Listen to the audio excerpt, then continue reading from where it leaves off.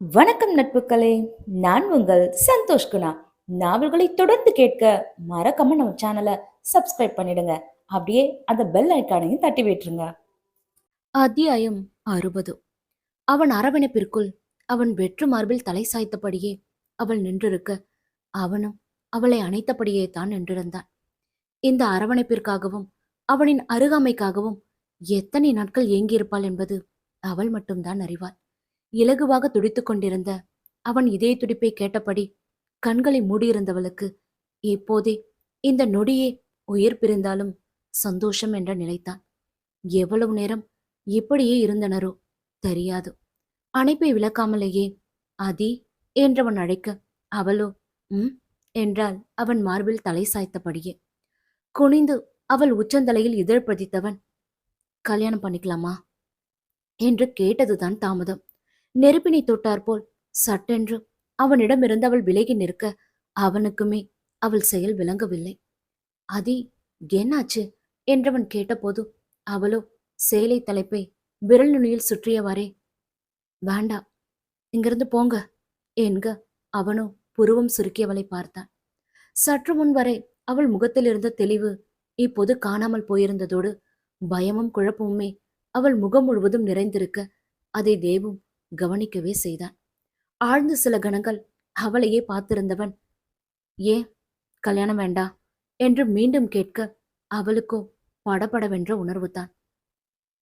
பதில் சொல்ல முடியாமல் எச்சிலை கூட்டி விழுங்கியபடி அவள் நின்றிருக்க, சொல்லு அதி, ஏன் கல்யாணம் வேண்டாம் என்றான் மீண்டும் அவனே. விட மாட்டான் போலவே என்று உள்ளுக்குள் நினைத்து கொண்டவள், ஏன்னா நமக்குள்ள செட் ஆகாது என்றாள் மனதை கல்லாக்கி கொண்டு.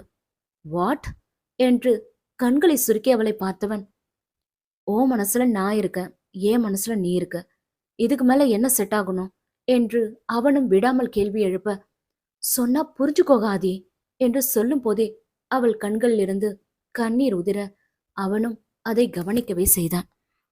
அதி என்றவாறே அவன் அவளை நெருங்க முற்பட, அவளோ என் கிட்ட வராதிங்க என்றால் இப்போது எச்சரிக்கும் குரலில். ஆனால் அவள் அறியவில்லை, அவளின் அனுமதிக்கெல்லாம் அப்பாற்பட்டவன் அவன் என்று.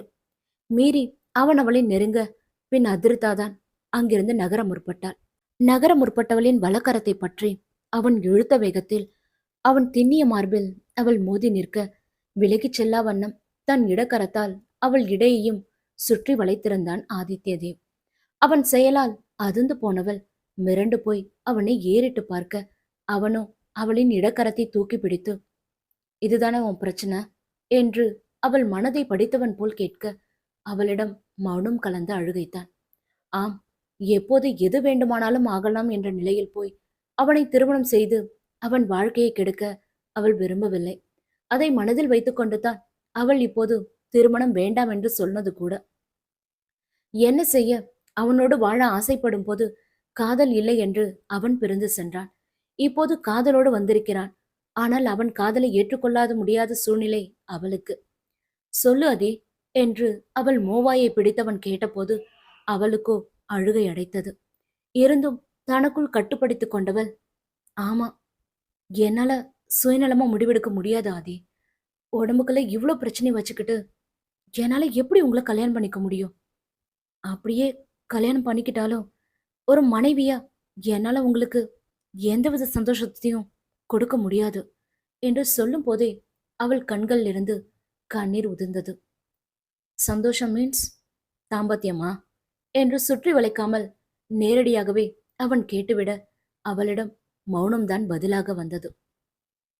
அவள் மௌனமே அவள் மனதில் இருப்பதை அவனுக்கு வெளிச்சம் போட்டு காட்ட, இங்க பாரு அதி என்றவாறே இரு கரங்களாலும் அவள் முகத்தை ஏந்தி கொண்டவன், இந்த தாம்பத்திய சுகத்துக்காகத்தான் நான் உன்னை கல்யாணம் பண்ணிக்க ஆசைப்படுறேன்னு நினைக்கிறியாதி என்றவனின் கேள்வி அவளையும் கூறு போடவே செய்தது. இமை என்னும் வேலை தாண்டி அவள் விழிநீர் இறங்க, கட்டை விரலால் அவள் விழிநீரை துடைத்து விட்டவன், கணவன் மனைவென்ற உறவுக்குள்ள தாம்பத்தியம் மட்டும் இல்லாதே, அழகான புரிதல், ஆழமான காதல், கள்ளங்கபடமில்லாத அன்பு, அக்கறை, நட்பு, சின்ன சின்ன ஊடல், விட்டு கொடுக்கறதுன்னு நிறைய இருக்கும்போது நாம ஏன் அதே இதுக்காகலாம் கல்யாணம் பண்ணிக்க கூடாது என்றவன் கேட்டபோது, அதுல குழந்தையும் உண்டுதானே என்றால் அவனை விட்டு விலகியவாறே. அதே உன் ஹெல்த் இருக்கிற கண்டிஷன்ல குழந்தை பத்திலாம் இப்ப நாம யோசிக்கணுமா என்றபோது அவளோ ஆமாம் என்பது போல் தலையை மட்டும் அசைக்க சில கணங்கள் அவனிடம் அமைதிதான். பின் ஏதோ முடிவெடுத்தவனாய், எனக்கு குழந்தை வேண்டாம் ஆதி என்றவன், எனக்கு நீ போதும், நீ மட்டும் போதும் என்று உறுதியான குரலில் சொல்ல அவன் கூற்று இன்னும் அவளுக்குள் வலிக்கவே செய்தது. எவ்வளவு பெரிய முடிவை இலகுவாக எடுத்து விட்டான் அவளுக்காக. அவன் காதல் அவளையும் பிரமிக்கவே வைத்தது. இருந்தும் எனக்கு வேணுமே என்றாள் ஏக்கம் நிறைந்த குரலில் அவள். அப்போ தத்தெடுத்துக்கலாம், எனக்கு எந்த பிரச்சனையும் இல்ல என்று அதற்கும் அவன் தீர்வு சொல்ல அவளுக்கோ உள்ளுக்குள் ஐயோ என்று நிலைத்தான். அதையும் இதையும் சொல்லி எப்படியாவது அவனை தன்னிடமிருந்து விலக்கி வைக்கத்தான் அவள் நினைக்கிறாள். ஆனால் அவனோ சுனாமி வேகத்தில் அவளை நெருங்கினாள். பாவம், அவளும் என்னதான் செய்வாள்? சொன்னா புரிஞ்சுக்கோங்க ஆதி, இதெல்லாம் சரி வராது. என்ன கல்யாணம் பண்ணி உங்க லைஃப ஸ்பாயில் பண்ணிக்காதீங்க என்றவள் தன் மனதை கல்லாக்கி கொண்டே, ஒரு நல்ல பொண்ணா பார்த்து கல்யாணம் பண்ணிக்கோங்க என்று சொல்லும் போதே அவளுக்கு துக்கம் தொண்டையை அடைத்தது. இருந்தும் அவன் மீதான அக்கறையில் வலிகளை விழுங்கிக் கொண்டு சொல்ல வேண்டிய கட்டாயம் அவளுக்கு. இப்படி ஒரு நிலை வரக்கூடாது என்பதற்காகத்தானே அவள் அவனை விட்டு விலகியே இருந்தது. அவளும் முடிந்தவரை தன்னை கட்டுக்குள் தான் வைத்திருந்தாள். இந்த ஆத்மன் மட்டும் தேவை அவமானப்படுத்தவில்லை என்றால் அவள் தன் பிடியில் உறுதியாக இருந்திருப்பாள். எல்லாம் இந்த ஆத்மனாலதான் என்று இப்போதும் அவள் மனம் அவனை வசைபாடியது. கீழதரங்களை கழித்தபடி அவள் முதுகுப்புறத்தையே சில கணங்கள் பார்த்திருந்தவன், அதி என்றவாறே அவள் தோளை பற்றி தன்னை பார்க்க வைத்தவன், இன்கேஸ் உன் இடத்துல நான் இருந்திருந்தா நீ என்னை விட்டுட்டு போவியா என்று அவள் வார்த்தைகளைக் கொண்டே அவன் அவளை பிடிக்க அவன் கேள்வி அவளை திக்குமுக்காடவே வைத்தது. நிச்சயம் அவளால் முடியாதுதான். அப்படியொன்றை அவளால் கற்பனை கூட செய்து பார்க்க முடியவில்லை. சொல்லு அதே, உன்னால இன்னொரு வாழ்க்கைய அக்செப்ட் பண்ணிக்க முடியுமா என்றவனின் கேள்வியால் அவளுக்கு உள்ளுக்குள் சொரேர் என்ற உணர்வு தான். இதயம் அதிவேகத்தில் அடித்து கொண்டது. அவளையும் மீறிக்கொண்டு அவள் விழிகள் கலங்க அவனுக்கு காட்டாமல் தலையை தாழ்த்தி கொண்டவள் மனதை கல்லாக்கி கொண்டு, முடியும் என்ற வார்த்தையை அவள் முடிப்பதற்கு முன் அவள் மோவாயை நிமிர்த்தி தன்னை பார்க்க வைத்தவன், என் கண்ணை பார்த்து சொல்லு அதே என்றதோடு அவன் தேகம் அவள் தேகத்தோடு உரசும் அளவிற்கு அவளை நெருங்கியும் இருந்தாள். அவனின் திடீர் நெருக்கத்தால் மீண்டும் அவள்தான் திக்குமுக்காடி போனாள். அவனின் சூடான மூச்சு காற்று அவள் மேனியை தீண்ட அவளுக்கோ வார்த்தைகள் வற்றி போன உணர்வுதான். அவன் நெருக்கத்தில் அவனின் சூடான மூச்சுக்காற்று தரும் கதகதப்பில் இப்படியே இருந்துவிடத்தான் பெண்ணவள் மனமும் ஏங்கியது. காதல் கரை புரண்டு ஓடும் அவன் விழிகளையே மாறி மாறி பார்த்திருந்தவளால் என்ன முயன்றும் முடியும் என்று இப்போது சொல்ல முடியவில்லை. நடுங்கிய அதரங்களுடன் அவன் விழிகளையே மாறி மாறி பார்த்திருந்தவளின் விழிகள் இப்போது மெல்ல கலங்க மீண்டும் அவள் முகத்தை தன் கரங்களுக்குள் ஏந்தி கொண்டான் தேவ். உன்னால மட்டும் இல்லாதே, என்னாலே முடியாதுன்றதுதான் உண்மை. ஏன்னா நமக்குள்ள இருக்கிற இந்த காதல் ஆதிய அதியாகவும் அதிய ஆதியாகவும் எப்பவும் மாத்திடுச்சு என்று காதல் மின்ன அவள் விழிகளை பார்த்து சொன்னவன், நீ நாளைக்கு வரப்போற கஷ்டத்தை பத்தி யோசிக்கிற. ஆனா நான் இந்த நிமிஷம் இந்த நொடி உன் கூட சந்தோஷமா வாழணும்னு ஆசைப்படுறேன். புருஷன்ற உரிமையோட உன்னை தொலைச்ச அந்த நாட்களுக்கும் சேர்த்து உன் கூட வாழணும்னு ஆசைப்படுறேன்டி என்று விழிகள் கலங்க சொன்னவன், ப்ளீஸ் அதே என்று இப்போது அவளிடம் கெஞ்சு நிற்க அவளுக்கும் அவன் நிலையை பார்த்து பரிதாபமாகத்தான் இருந்தது. கண் அசைவிலேயே நினைத்ததை நடத்தி முடிப்பவன் இன்று தன்னிடம் கெஞ்சி நிற்பதை பார்க்க அவளுக்குமே சங்கடமாகத்தான் இருந்தது. ஆனால் இந்த சங்கடத்தை பார்த்தால் பின்னாளில் அவள் இல்லாமல் அவன் கஷ்டப்படுவானே, என்ன சொல்வதென்று தெரியாமல் உள்ளுக்குள் குழம்பிக் கொண்டிருந்தவளுக்கு அது ஒன்றுதான் சரி என்று பட்டது. அதுவரையும் அவள் முகத்தை ஏந்தியிருந்த அவன் கரங்களை பற்றி கொண்டவள் அவன் விழிகளை பார்த்து, ஆனா ஒரு கண்டிஷன் என்க அவனோ என்ன என்பது போல் புருவ மத்தியை சுருக்கி அவளை பார்த்தான். நான் போனதுக்கு அப்புறம் நீங்க உங்களுக்காகன்னு ஒரு வாழ்க்கையை அமைச்சுக்கணும், கல்யாணம் பண்ணிக்கணும் என்று கண்ணீர் மல்க சொன்னவளின் விழிகளையே வழிகளோடு பார்த்திருந்தான் தேவ். நீ இல்லாத உலகத்துல நான் மட்டும் இருப்பேன்னு நினைக்கிறியாதே என்று விழிகளாலேயே அவளை பார்த்து கேட்டவன் பலிகளை விழுங்கிக் கொண்டு அவளை பார்த்து கசப்பாக புன்னகைத்தவாறே கண்டிஷன் அக்செப்டட் என்று சொல்ல அவளுக்கோ ஆச்சரியத்தில் விழிகள் விரிந்தன. இருந்தும் சத்தியமா என்று வலக்கரத்தை அவள் முன் நீட்டி கேட்க, சத்தியம் என்பது போல் மேலும் கீழுமாய் தலையை அசைத்தவன் நீட்டியிருந்த அவள் கரத்தில் இதழ் பதித்திருக்க, திடீரென்று அவன் முத்தத்தாலும் அவன் மீசையின் குறுகுறுப்பாலும் அவளுக்குத்தான் உடம்பெல்லாம் மின்சாரம் பாய்ந்த உணர்வு. அவன் முத்தத்தில் அவள் தன்னை மறந்து போய் நிற்க, பின் தேவ்தான் குனிந்தவள் காதோரத்தில் அதி என்க அவளும் விழிகள் நிறைய காதலோடு அவனை நிமிர்ந்து பார்த்தாள். இப்போ ஓகேவா என்று தலையை இருபுறமாக லேசாக அசைத்தபடி அவன் கேட்க, அவன் கேள்வியின் அர்த்தம் புரிந்தவளுக்கு ஞானத்தால் இப்போது முகம் சிவந்து போனது. கீழதரங்களை கடித்தபடியே அவளும் அவன் போலவே தலையை இருபுறமும் அசைத்து தனக்கும் திருமணத்திற்கு சம்மதம் என்று சொல்ல, அவனோ சந்தோஷத்தில் அவளை அள்ளி அணைத்துக் கொண்டான். பின் அவளுக்காக எடுத்து வந்த உணவை தன் கைகளாலேயே அவளுக்கு ஊட்டிவிட்டவன் மருந்து மாத்திரைகளையும் உட்கொள்ள வைத்தான். அவளுக்கென்று வாங்கி வைத்திருந்த மல்லிகை சரத்தையும் தன் கரங்களாலேயே அவள் தலையை சூட்டியவன் அவளை உறங்க வைத்துவிட்டு அதன் பின்னே அறையிலிருந்து வெளியேறினான். வெகு மாதங்களுக்கு பிறகு மனசு லேசானது போல் இருந்தது அவனுக்கு.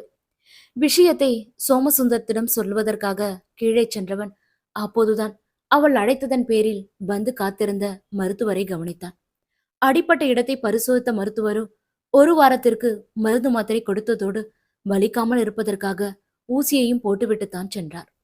ஆத்மனின் செயலுக்கு வருந்தி சோமசுந்தரம் அவனிடம் மன்னிப்பு கேட்டபோது, அவன் சின்ன பையன் மாமா, அவனோட கோபமும் நியாயமானதுதானே என்று சொல்லி அவரை தேற்றியவன் தங்கள் திருமணத்திற்காக முகூர்த்த நாள் பார்க்கச் சொல்ல, சோமசுந்தரத்தின் கண்களும் சந்தோஷத்தில் கலங்கித்தான் போயின.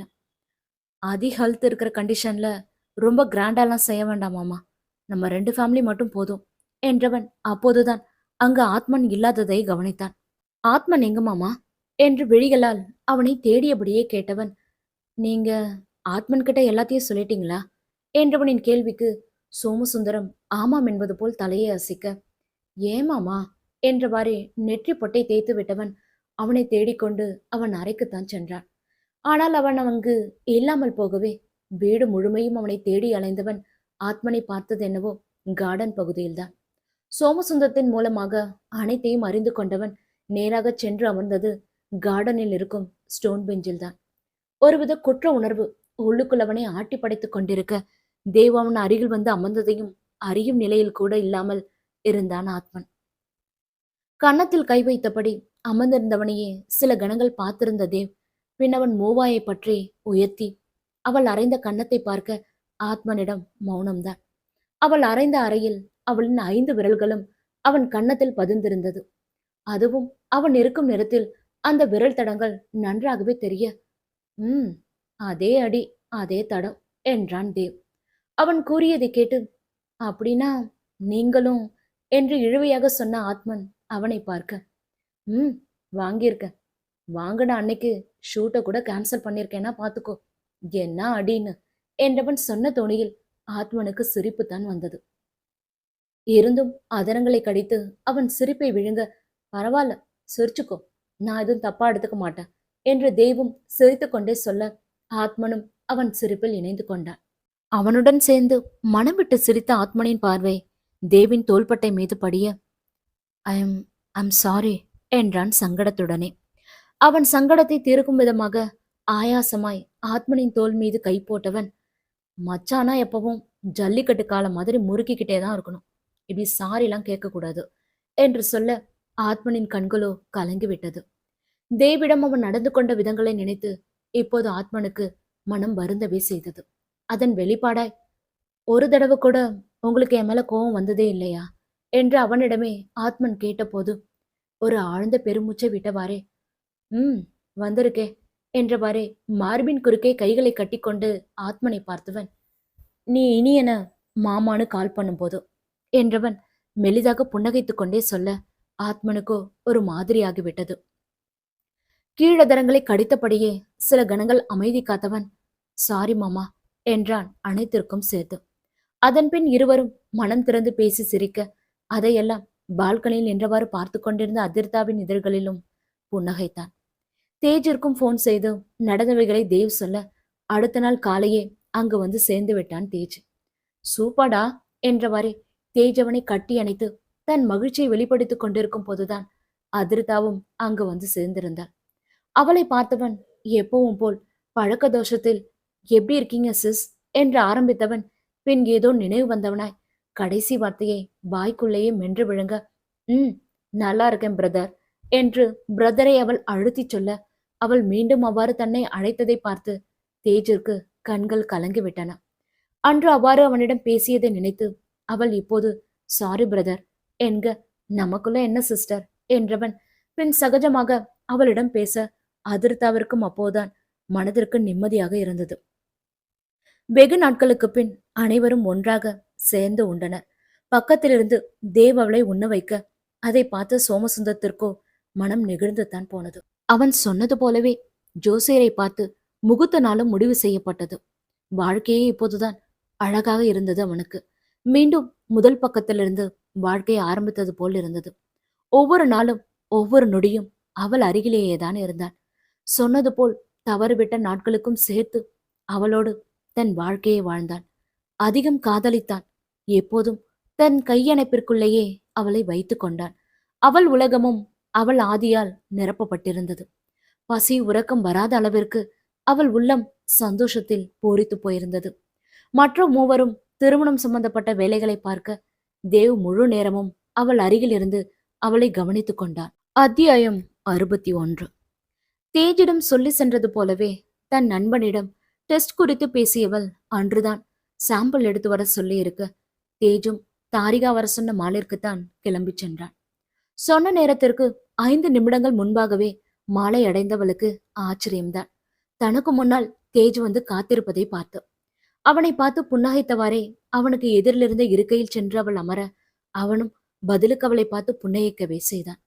என்றைக்கும் இல்லாமல் என்று புடவையில் அழகாகவே அவன் கண்களுக்கு தெரிந்தாள் தாரிகா. மஞ்சள் நிற காட்டன் புடவையில் ஆங்காங்கே கருமை நிறத்தில் சிறிய அளவிலான எம்ப்ராய்டரிங் ஒர்க்கில் பூக்கள் என்று சிம்பிளாகவே இருந்தாலும் அந்த எளிமையே மேலும் அவளை அழகுபடுத்தி காட்ட அவனுக்குத்தான் அவள் மீதிருந்த பார்வையை எடுப்பதே மிகவும் சவாலாக இருந்தது. அவள் கண்கள் இருந்த காதலும் இதழ்களில் இருந்த புன்னகையும் வேறு அவனுக்குள் ஆழம் பார்த்து கொண்டிருக்க பாவம் அவனால்தான் அவள் விழிகளை எதிர்கொள்ளவே முடியவில்லை. வந்த வேலையை முடித்துவிட்டு இங்கிருந்து கிளம்புவதுதான் தனக்கு நல்லது என்று அவனுக்கு தோன்ற தொண்டையை செருமிக் கொண்டே கையோடு எடுத்து வந்திருந்த சாம்பிள்கள் அடங்கிய கவரை எடுத்து அவள் முன் அவன் நீட்ட அவன் செயல் இப்போது அவளுக்கு கோபத்தை தான் ஏற்படுத்தியது.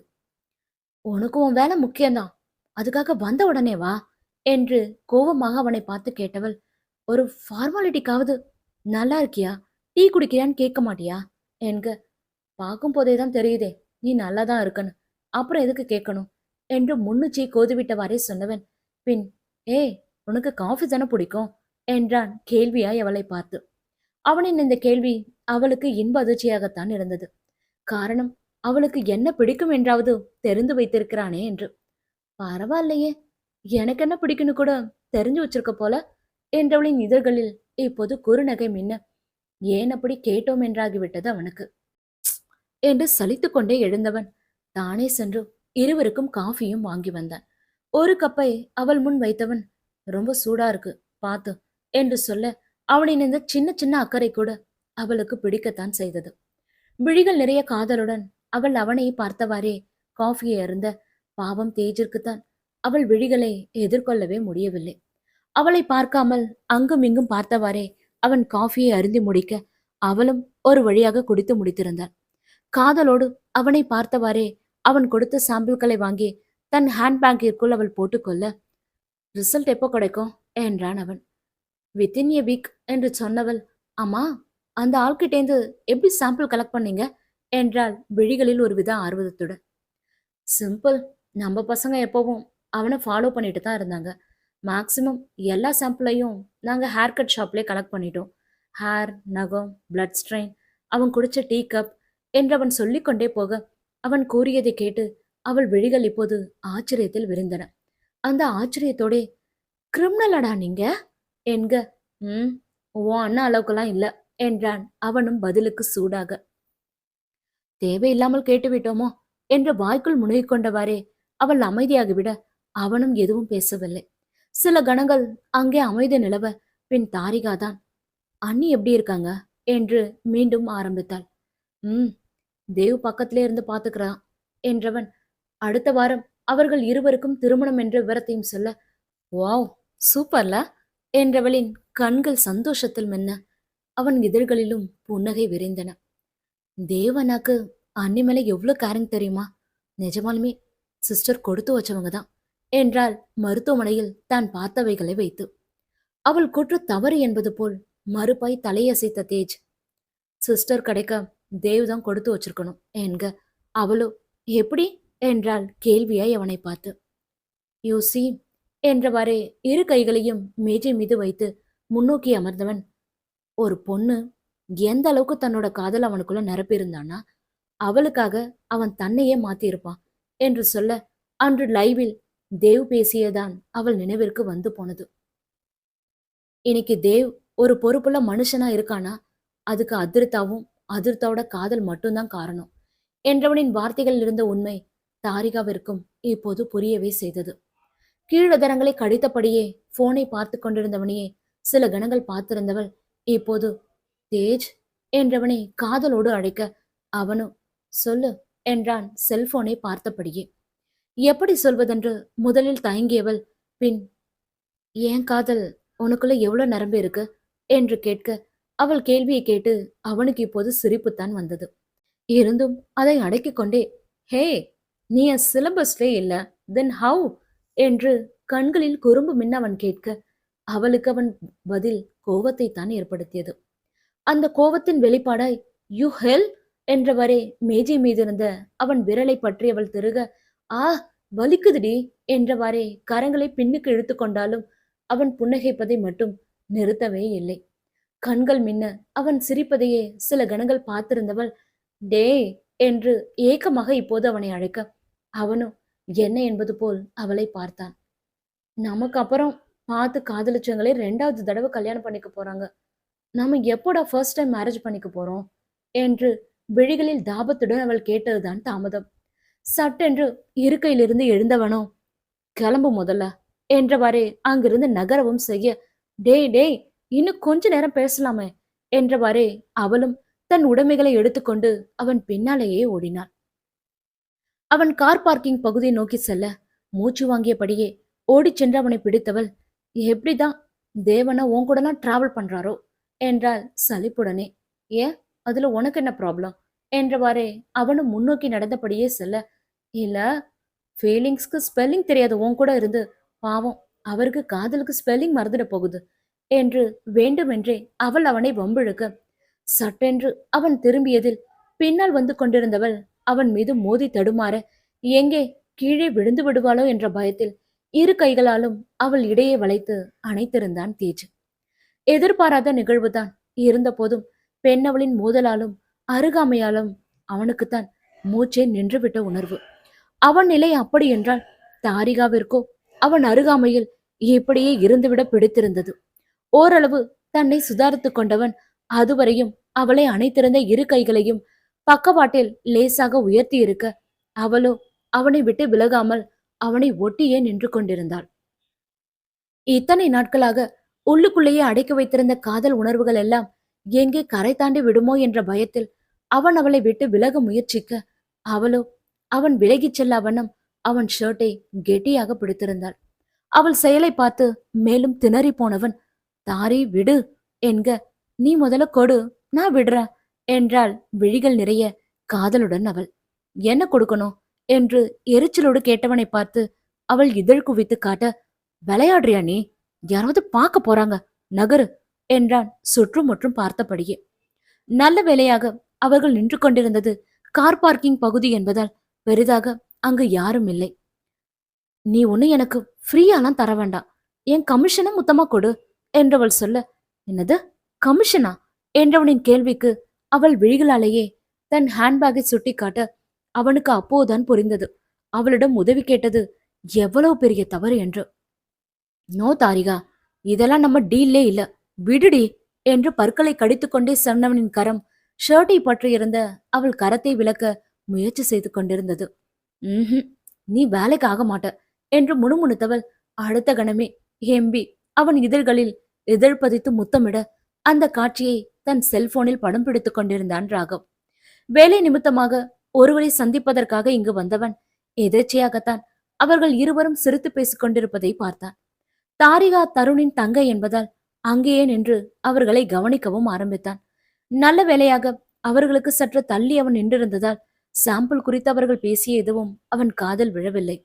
அவர்களுக்கு தெரியாமல் அவர்களை பின்தொடர்ந்தவன் அவர்களுக்குள் இருக்கும் நெருக்கத்தை தருணுக்கு காட்டுவதற்காகத்தான் அந்த காட்சியை படம் பிடித்தது கூட.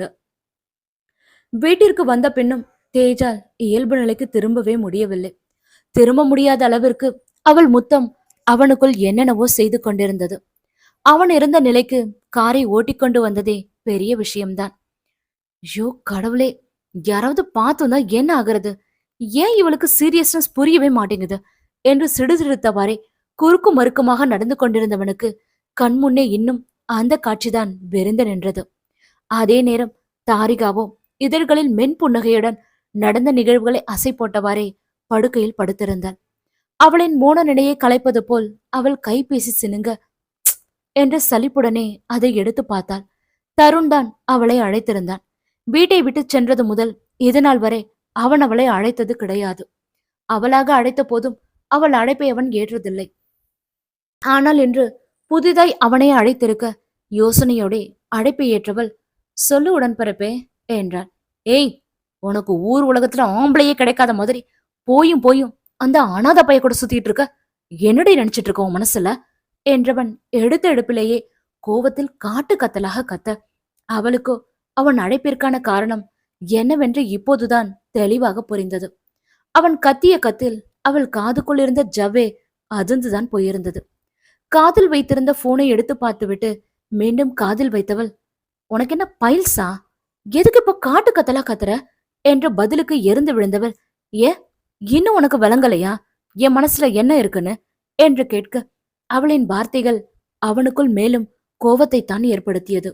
அதன் வெளிப்பாடாய், தாரிகா என்றவன் கோவத்தில் பற்களை நரநரவென கடிக்க, சும்மா சும்மா பல்ல கடிக்காத, அப்புறம் எனாமல் போய் மொத்த பல்லும் கொட்டிட போகுது என்று ஒரு மருத்துவராக அவனை எச்சரித்தவள், இங்க பாரு தருண், எனக்கு தேஜ பிடிச்சிருக்கு, நான் அவரைத்தான் காதலிக்கிறேன், அவரைத்தான் கல்யாணமும் பண்ணிப்பேன் என்று தைரியமாக சொல்ல, ஏய் அவன் ஒரு அனாத பைய என்றான் அவன் ஆத்திரத்தோடு. சரி இருக்கட்டுமே, நான் கல்யாணம் பண்ணி அவருக்கு உறவுகளை கொடுத்துக்கிறேன் என்று அவளும் விடாமல் சொல்ல, மறுமனையில் இருந்தவனுக்கோ அவளை அடுத்து விடும் அளவிற்கு கோபம்தான். அவளை அடிக்க முடியாத கோபத்தில் தன் முன் இருந்த ஃப்ளவர் வாஷை அவன் ஓங்கி அடிக்க அதுவோ சுக்குநூறாக உடைந்திருந்தது. தாரிகா, எனக்கு அவனை சுத்தமா பிடிக்கல, இனி நீ அவனை பார்க்க கூடாது, அவ்வளவுதான் என்றான் அவளுக்கு கட்டளையிடுவது போல். உனக்கு ஏன் அவரை பிடிக்கணும்? கல்யாணம் பண்ணிக்க போற எனக்கு அவரை பிடிச்சிருந்தா போதும் என்று பதிலுக்கு அழுத்தம் திருத்தமாக சொன்னவள், நான் அவரை பாப்பேன்தான், அவர் கூட ஊர் சுத்துவேன்தான், இது என்னோட லைஃப், எது சரி எது தப்புன்னு நீ எனக்கு சொல்லி தர வேண்டாம் தருண் என்று காட்டமாக சொன்னவள், அடுத்த வாரம் அப்பா அம்மா கிட்ட தேஜ இன்ட்ரோ பண்ண போறேன், முடிஞ்சா கல்யாணத்துக்கு வந்து எங்களை விஷ் பண்ணு, இல்லையா எப்பவும் போல ஒதுங்கே இரு என்றவள் அவன் பதிலுக்கு கூட காத்திராமல் அழைப்பையும் துண்டித்திருந்தாள். அவன் பொறுமையாக கேட்டிருந்தால் கூட அவளும் பொறுமையாக தன் காதலை பற்றி விளக்கியிருப்பாள். எடுத்த எடுப்பிலேயே அவன் காச் மூச்சென்று கத்த அவளும் கத்திவிட்டாள். என்ன இருந்தாலும் ஒரே கருப்பையில் அவனோடு இருந்தவளாயிற்றே. அவனுக்குள் இருக்கும் அதே வீரசாரம் தானே அவளுக்குள்ளும் இருக்கும். அத்தனைக்கு மேல் உடன் பிறந்தவனாக இது நாள் வரை அவன் அவளிடம் நடந்து கொண்டதில்லையே. எத்தனை முறை அவனுக்கு அவள் போன் செய்திருப்பாள், எத்தனை முறை அவன் அலுவலகத்துக்கு சென்று அவனை பார்ப்பதற்காக காத்திருப்பாள். அன்றைக்கெல்லாம் அவளை கண்டு கொள்ளாதவன் இன்று மட்டும் உரிமையோடு பேசுவதைத்தான் அவளால் ஏற்றுக்கொள்ள முடியவில்லை. அதனால்தான் அவளும் அவனிடம் அவ்வாறு நடந்து கொண்டது கூட. இறுதியாக அவள் சொன்ன வார்த்தையும் அழைப்பை துண்டித்ததையும் நினைக்க நினைக்க தருணுக்குள் கோபம் எரிமலை குழம்பாய் வெடித்து சிதறியது. ராகவ் காட்டிய வீடியோவை பார்த்த போதே அவன் பொறுமை எல்லை தாண்டி இருந்ததுதான். எப்படியும் அவளுக்கு எடுத்து சொல்லி புரிய வைக்கலாம் என்றுதான் தருண் அவளுக்கு போன் செய்தது கூட. ஆனால் அவள் அவன் பேச்சை கேட்க மறுத்ததோடு அவனைத்தான் திருமணம் செய்வேன் என்று உறுதியாகவும் சொல்ல அவன் கோபம் இப்போது எல்லையை கடந்திருந்தது. எனக்கு கிடைக்க வேண்டிய என் அப்பாவோட இடத்த அந்த தேவ் பிடிச்சான். இன்னைக்கு அந்த வெறும் பைய தேஜ் என் வீட்டுக்கு மருமகனா ஆகும்னு நினைக்கிறான். விட மாட்டான் இந்த தருண் என்று கோபமாய் பற்களை கடித்துக் கொண்டு சொன்னவன் அடுத்து அழைத்தது ராகவைத்தான். அவனுங்க 2 பேரும் இனி உயிரோட இருக்கவே கூடாது ராகவ் என்றவன் மும்பைல இருந்து ஆளுங்களை இறக்கு. எவ்வளவு டைம் ஆனாலும் பரவாயில்ல, பிசிறே இல்லாம 2 பேரையும் முடிக்கணும் என்று சொல்ல சரி என்பது போல் தலையை அசைத்து விட்டு சென்ற ராகவ் மும்பையில் அவர்களுக்கு நன்கு பரிச்சயப்பட்ட ரவுடிகளுக்கு தான் அழைத்தான். அடுத்த நாளே அவர்கள் இருவரையும் வெட்டி சாய்ப்பதற்காக 10 பேர் கொண்ட ரவுடி கும்பல் சென்னை வந்தடைந்ததோடு தருணின் அறிவுறுத்தலின்படி அவர்கள் இருவரையும் கண்காணிக்கவும் ஆரம்பித்திருந்தனர். அனைவரும் எதிர்பார்த்து காத்திருந்த திருமண நாளும் வந்து சேர இருவருக்குள்ளும் ஒருவித பரபரப்பு தான்.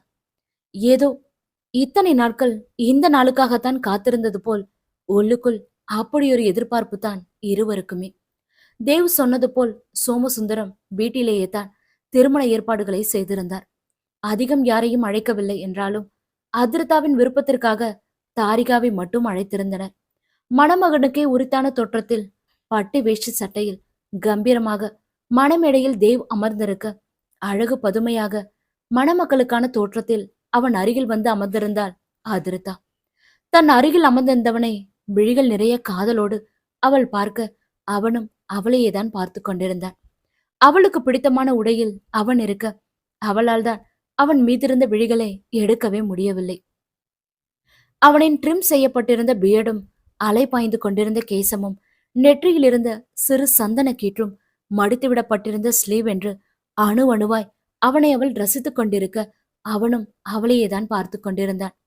இருவரும் விழிகளாலேயே தங்கள் காதலை பரிமாறிக் கொண்டிருக்க அவர்களை கவனித்த தாரிகாவோ ஹவு ரொமான்டிக்னா என்றவாறே பக்கத்தில் நின்று கொண்டிருந்த தேஜின் தோலை இடிக்க அவனோ அவளை முறைத்தவாறே ஆத்மனின் அருகில் சென்று நின்று கொண்டான். உன்னை வச்சுக்கிட்டு ரொம்ப கஷ்டம் என்று வாய்க்குள் முணுமுணுத்துக் கொண்டிருந்தவர்களிடம் ஐயர் மாங்கல்யம் அடங்கிய தட்டை கொடுத்து அனைவரிடமும் ஆசிர்வாதம் வாங்கி வரச் சொல்ல அவளும் தட்டை வாங்கிக் கொண்டு மூவரிடமும் சென்றாள். அத்தியாயம் 62. ஆசிர்வதிக்கப்பட்ட மங்கள நாணை ஐயர் எடுத்து தேவ் கைகளில் கொடுக்க பயபக்தியோடு அதை கையில் வாங்கிக் கொண்டவனின் கண்கள் இப்போது மெல்ல கலங்கியது.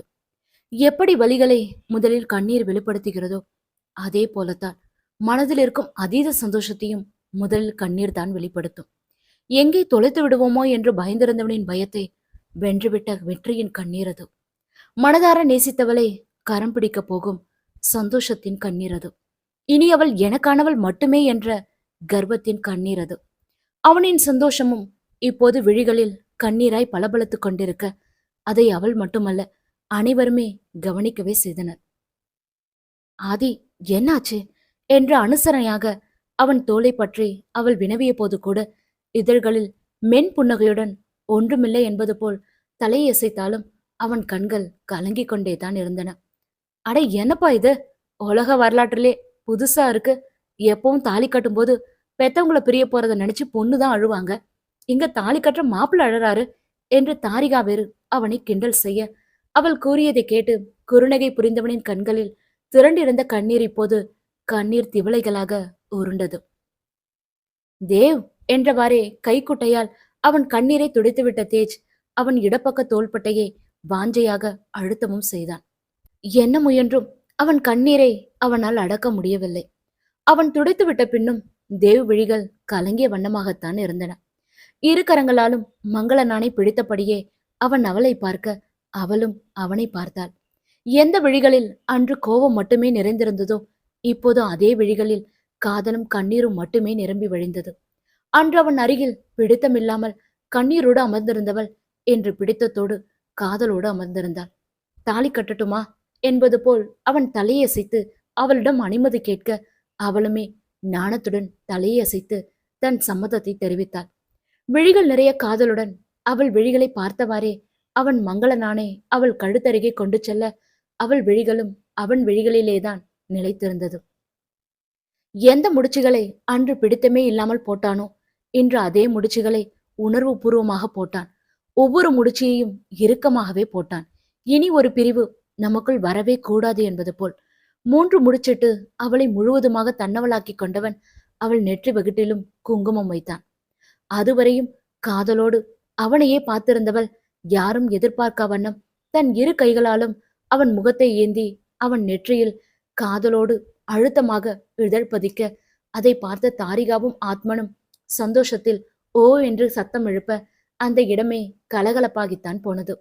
அதன்பின் திருமண சடங்குகள் ஒவ்வொன்றாக ஆரம்பமாகின. இருவரும் உள்ளன்போடும் காதலோடும் மாலையை மாற்றிக்கொண்டனர். மெட்டி போடுவதற்காக தன் கரங்களால் அவள் பாதங்களை பற்றிய தேவ் அம்மியில் வைப்பதற்கு பதிலாக அவள் பாதங்களை தன் மடி மீது வைக்க அவன் செயலால் அவள் முகம் மேலும் நாணத்தால் சிவந்து தான் போனது.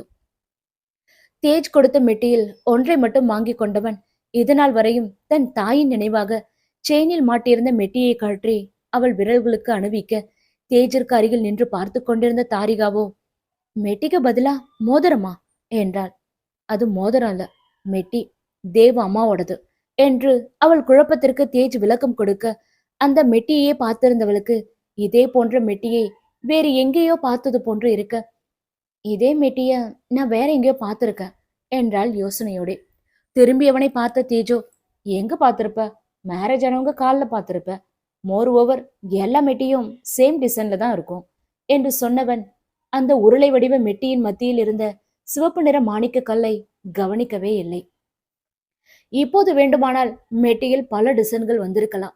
ஆனால் இந்த மெட்டி அப்போதே மங்களத்தின் விரல் அளவிற்கு தகுந்தாற்போல் மாணிக்க கல் பதித்து செய்து வாங்கிய மெட்டி. அதில் இருக்கும் சிவப்பு நிற கல்லை பார்த்துதான் தாரிகா மட்டுமல்ல, அன்று அதிர்தா கூட அதை மோதிரம் என்று நினைத்தது.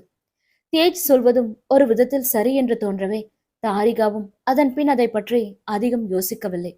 அக்னியை வலம் வந்து முடித்த பின் மஞ்சள் நீர் நிறைந்த பாத்திரத்தில் கணையாழி எடுக்கும் நிகழ்வு ஆரம்பமானது.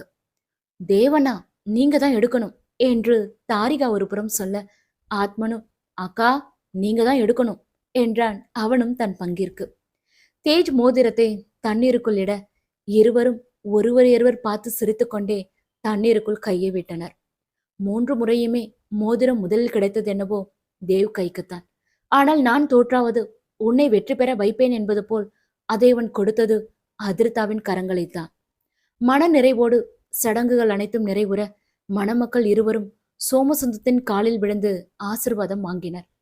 காலை உணவை அங்கேயே முடித்துவிட்டு அதிர்தாவை மட்டுமல்ல அனைவரையுமே தங்கள் வீட்டிற்கு அழைத்துச் சென்றான் தேவ். கிட்டத்தட்ட 10 மாதங்களுக்கு பின் அந்த வீட்டிற்கு செல்வதை நினைத்து உள்ளுக்குள் ஒருவித பயமும் பதற்றமும் அவளுக்குள் ஏற்பட தேவின் கரத்தை கெட்டியாக பற்றி கொண்டாள் அவள். அவள் நிலை புரிந்தவனும் ஒரு கரத்தால் அவளை தன்னோடு அணைத்து கொள்ள அந்த அணைப்பே அவளுக்குள் தைரியத்தை பாய்ச்சிருந்தது. ஆழம் எடுத்து முறையாக தேஜ் அவளை உள்ளே வரவேற்க அவளும் தேவின் கரத்தை பற்றியவாறே உள்ளே சென்றாள். அவளுக்கு பிடித்த கர்டன் நிறத்தில் ஹால் பகுதியை மொத்தமாக மாறி போயிருக்க அனைத்தையும் அவள் ஆச்சரியமாக பார்த்து கொண்டிருக்கும் போதுதான் தேவ் அவளை பூஜை அறைக்கு அழைத்துச் சென்றான். பூஜை அறையை பார்த்தவளுக்கு மேலும் அதிர்ச்சித்தான். எந்த கல்லை காட்டி அன்று கடவுளே இல்லை என்று சொன்னானோ, இன்று அந்த லிங்கமே அவன் வீட்டு பூஜை அறையில் நடுநாயகமாக வைக்கப்பட்டிருந்ததோடு மலர்களாலும் அலங்கரிக்கப்பட்டிருக்க அதை பார்த்தவளுக்கு கண்கள் கலங்கிவிட்டன. கலங்கிய விழிகளுடனே அவள் அவனை பார்க்க அவனோ அவளை பார்த்து முறுவலித்தவாறே, விளக்கு ஏத்தாதி என்றான் தீப்பெட்டியை அவள் முன் நீட்டியபடி. அதை வாங்கி தயார் நிலையில் வைக்கப்பட்டிருந்த அஷ்டலட்சுமி விளக்கை ஏற்றியவள் பின் மனமுருக வேண்டவும் செய்ய அவன் கலங்கிய விழிகள் அவள் மீதேதான் நிலைத்திருந்தன. அனைத்தையும் முடித்துவிட்டு ஹாலில் இருந்த சோஃபாவில் சென்று அமர்ந்தவளுக்கு இப்போது உடலில் இருக்கும் அசதியாலும் உடல் உபாதையாலும் கண்களை இருட்டி கொண்டு வர அவன் மடியிலேயே தலை சாய்ந்தவள் படுத்துக்கொள்ள அவனும் அவள் தலையை மிருதுவாக வருடிவிட்டான். சோமசுந்தரமும் தனக்கென்று ஒதுக்கப்பட்டிருந்த அறைக்கு சென்று ஓய்வெடுக்க மற்ற மூவரும் ஹால் பகுதிக்கு முன்னிருந்த வரவேற்பறைக்கு சென்று அமர்ந்து கொண்டனர். வேலையால் கொடுத்துவிட்டு சென்ற பழச்சாற்றை அருந்துவிட்டு கீழே வைத்த ஆத்மன், அப்புறம் எப்போ உங்க மேரேஜ் என்று இருவரையும் பார்த்து கேட்க அவன் கேள்வியால் தேஜிற்குத்தான் புரையேறிவிட்டது. இருமியவாறே அவன் தன் தலையை தட்டி கொடுத்து கொண்டிருக்க தாரிகாவோ, ஹே எப்படி கண்டுபிடிச்ச என்றாள் குரலில் குதூகலத்துடன். ஆமா, கண்டுபிடிக்க முடியாத அளவுக்கு இது பெரிய சிதம்பர ரகசியம் பாருங்க என்று கேட்டவன், நீங்க அவரை பாக்குற பார்வையிலேதான் காதல் அருவியா கொட்டுதே என்று சொல்ல, உனக்கு தெரியுது, ஆனா அந்த டியூப் லைட்டுக்கு என்றவள் விளங்கவே இல்லை என்பது போல் கைஜாடை செய்ய, ஏய் உத வாங்குவ என்றான் ஆள்காட்டி விரலை நீட்டி தேஜ். ம் இதுக்கொன்னும் குறைச்சல் இல்ல என்றவள் சலித்துக் கொண்டதை பார்த்து ஆத்மனுக்குமே சிரிப்புத்தான் வந்தது. அதன்பின் தாரிகாவும் ஆத்மனும் ஒன்று சேர்ந்து கொள்ள தேஜ் தள்ளி நின்று கொண்டான். அவனை பொறுத்தவரை அவள் தன்னை நோண்டாமல் இருந்தாலே போதும். அமர்ந்த நிலையிலேயே தேவும் உறங்கிவிட அவள் கண் விழிப்பதற்கே மதியமாகி இருந்தது. அதுவும் தேஜ் மதிய உணவிற்காக அவர்களை எழுப்பியதால்தான். அவள் அருகில் அமர்ந்து அவளுக்கான உணவை அவன் கைகளாலேயே அவளுக்கு ஊட்டிவிட அவள் மீது அவன் வைத்திருக்கும் அன்பையும் அக்கறையும் நினைத்து பூரித்து போனார் சோமசுந்தரம். திருமணம் முடித்த கையோடு காஞ்சிபுரம் காமாட்சியம்மன் கோவிலுக்கு செல்வது அவர்கள் குடும்ப வழமை என்று சோமசுந்தரம் சொன்னபோது தேவ் முதலில் ஒத்துக்கொள்ளவில்லை. அவள் உடல்நிலையை கருத்தில் கொண்டு பின் அவளும் போக வேண்டும் என்று பிடிவாதம் பிடிக்க மூவருமே கிளம்பிச் சென்றனர். மருத்துவமனையிலிருந்து அவசரம் என்று தாரிகாவிற்கு அழைப்பு வர அங்கிருந்து கிளம்ப ஆயத்தமாகும் போதுதான் அன்று தருண் தன்னை போனில் அழைத்து பேசியது அவள் நினைவிற்கு வந்தது. அதை அவனிடம் சொல்லும் பொருட்டு தேஜ் என்றவனை அழைத்தவளுக்கு இப்போது பெரிய சந்தேகம்தான். அதை அவனிடம் சொல்வதா வேண்டாமா என்று. ஏற்கனவே என்ன அவாய்ட் பண்றான், இதுல தருணுக்கு தெரிஞ்சிச்சுன்னு சொன்னா அவ்வளோதான், சுத்தமாவே அவாய்ட் பண்ணிடுவான் என்று மனதிற்குள் நினைத்து கொண்டவள் பாய் என்று சொல்லிவிட்டு கிளம்பியவளை ஆத்மன் தான் மருத்துவமனையில் டிராப் செய்தான். ஒருவேளை அவள் சொல்லி இருந்தால் பின்னாளில் தனக்கு நடக்கப் போகும் பேராபத்தை தேஜ் தடுத்திருப்பானோ என்னவோ. கிட்டத்தட்ட 1 மணி நேர பயணத்திற்கு பின்னே கோவிலை அடைந்திருந்தனர். 1 மணி நேரம்தான் என்றாலும் அவள் இருக்கும் உடல்நிலையில் அதுவே கஷ்டமாகத்தான் இருந்தது. தேஜ் முன்கூட்டியே கோவில் நிர்வாகத்திடம் பேசியிருந்ததால் விரைவாகவே அங்கு சாமி தரிசனம் செய்துவிட்டு கிளம்பியிருந்தனர். என்னதான் அருகில் இருந்து அவன் அவளை கவனித்துக் கொண்டாலும் காலை முதலே இருந்த அலைச்சலாலும் தற்போதைய டிராவலாலும் அவள்தான் அதிகம் களைத்து போயிருந்தாள். அந்த களைப்பின் மிகுதியால் அவள் அமர்ந்த நிலையிலேயே உறங்கி விழ பின் தேவ்தான் ஒரு கையால் அவளை அணைத்து உறங்க வைத்தான். அவர்கள் வீட்டிற்கு வரவே இரவாகி இருந்தது. தனக்கு இரவு உணவு வேண்டாம் என்று அவள் மறுத்த போது கூட தேவ்தான் அவளை கட்டாயப்படுத்தி 2 வாய் உண்ண வைத்தான், மாத்திரை போடும் பொருட்டு. ஏதோ பெயருக்கென்று தானும் 2 வாய் உண்டவன் அதன் பின்தான் அவளை அழைத்து கொண்டு தங்கள் அறைக்கு சென்றான். அறை கதவை திறந்தவனுக்கு ஆச்சரியம்தான். அறையும் மஞ்சனையும் வண்ண மற்றும் வாசனை மலர்களால் அலங்கரிக்கப்பட்டிருப்பதை கண்டு. ஆனால் அவளோ அலங்காரங்களை பார்த்து ரசித்தவாறே ரொம்ப அழகா இருக்கு என்று ரசனையோடு சொல்ல அவள் குரல் கேட்டு அப்போதுதான் சுயத்திற்கு திரும்பி இருந்தான் தேவ். ஐம் சாரி அதே என்றவாறே அவள் கரங்களை பற்றியவன், ஐ திங்க் இந்த தேஜுக்கு மர கழண்டுடுச்சுன்னு நினைக்கிறேன், அதான் இந்த வேலையை பார்த்து வச்சிருக்கா, நீங்க உட்கார அதி என்றவாறே சோஃபாவில் அவளை அமர வைத்தவன், ஒரு 5 மினிட்ஸ்ல நான் எல்லாத்தையும் கிளியர் பண்ணிடுறேன் என்றவாறே படுக்கையை நோக்கி செல்ல, அதையும் கிளியர் பண்றீங்க, அழகா தானே இருக்கு என்றவளை அதிர்ந்து போய் பார்த்தான் தேவ்.